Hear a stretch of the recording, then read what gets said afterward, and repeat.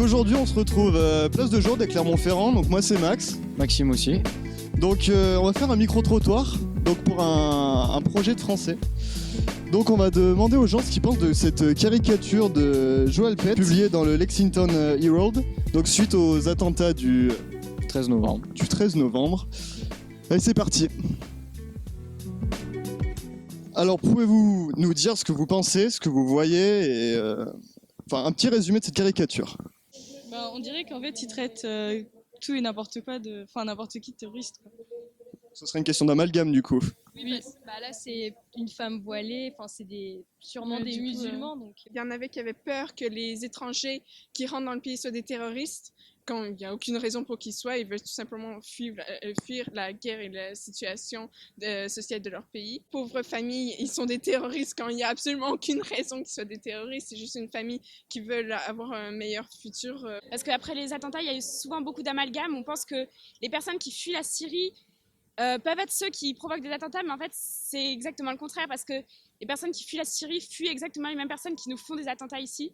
Et moi j'avais plus de compassion pour la famille qui est en bas, parce que je trouvais, je pense que le caricaturiste a essayé de les mettre eux en valeur, alors que eux ils ont des petits bateaux, ils ont l'air tout pauvres et tout. Le caricaturiste appelle plutôt à s'apitoyer sur les personnes qui subissent la violence et à faire une critique sur nous-mêmes, les populations occidentales. Un pays manifestement en guerre où il y a le danger, ils aimeraient se réfugier dans un pays où il y a plus de sécurité. Un cercle vicieux, genre à chaque population, à chaque nation, c'est terroriste un peu.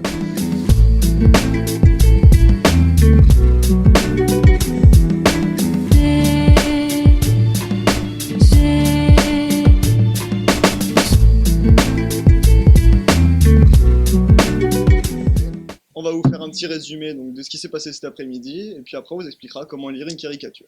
Donc pour récapituler cet après-midi, les personnes qu'on a interviewées, elles ont assez bien compris le message du caricaturiste Joel Pett, donc ce qu'il a voulu faire passer.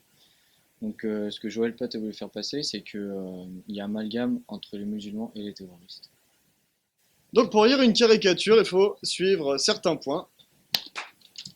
Merci. Donc pour commencer, il faut regarder la cible apparente. Donc sur notre caricature, la cible apparente, ce sont les Syriens qui se situent ici. Ensuite, il faut trouver le procédé stylistique. Donc pour notre caricature, c'est une répétition, car les Syriens et notre petit garde répètent tous les deux terroristes, comme nous pouvons le voir ici. Le procédé graphique est la symétrie, car nous pouvons faire une sorte d'axe de symétrie entre le bas et le haut de notre caricature. La cible réelle sont les terroristes, je crois que c'est assez explicite. Et notre message est ne pas faire d'amalgame, en effet, car les musulmans qui sont ici sont traités de terroristes par notre petit garde qui est là, mais ces musulmans qui ne sont donc pas des terroristes crient aux terroristes car il y a sûrement de vrais terroristes derrière eux. Ils essayent donc de fuir un pays de terroristes pour se réfugier, sauf qu'ils sont traités de terroristes.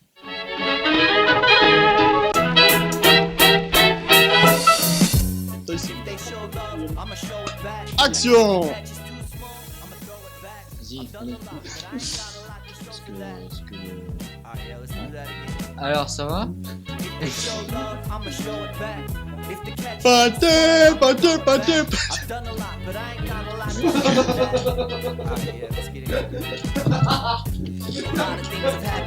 Donc nous sommes rentrés à la maison, donc après cet après-midi d'interview à Clermont-Ferrand.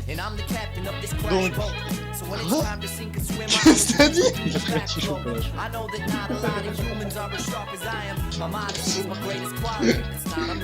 I know I'm only just alright with this hard to rhyme, and no, I'm not applying myself. In fact, I'm hardly trying, but just imagine.